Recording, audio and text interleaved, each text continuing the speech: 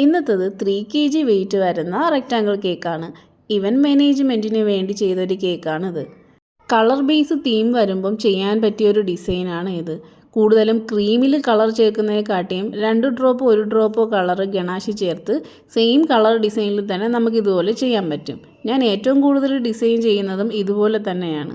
അപ്പം colour same അവർ പറയുന്ന കളറും കിട്ടും, മോഡലും വലിയ കുഴപ്പമില്ലാത്ത രീതിയിൽ കിട്ടും. ഈ ബൗസ് തീമിലാണ് നമ്മൾ മെയിൻ കേക്ക് ചെയ്തിട്ടുള്ളത്. അപ്പോൾ അതേ ഡിസൈനിൽ തന്നെയാണ് ഇതും ചെയ്തിരിക്കുന്നത്. വേറെ ഒന്നുമല്ല, കുറച്ച് പ്രിൻറ്റും പേരും ടോപ്പറും വെച്ചാൽ കേക്ക് അങ്ങ് സെറ്റാക്കാം.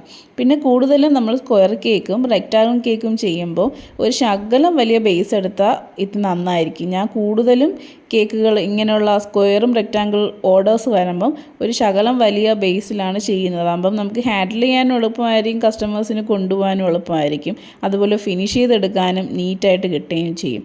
അപ്പോൾ ഇന്നത്തെ കേക്ക് ഇത്രയേ ഉള്ളൂ. ഔട്ട്ലുക്ക് എങ്ങനെയുണ്ടെന്ന് കമൻറ്റ് ചെയ്യണം. Thanks for watching.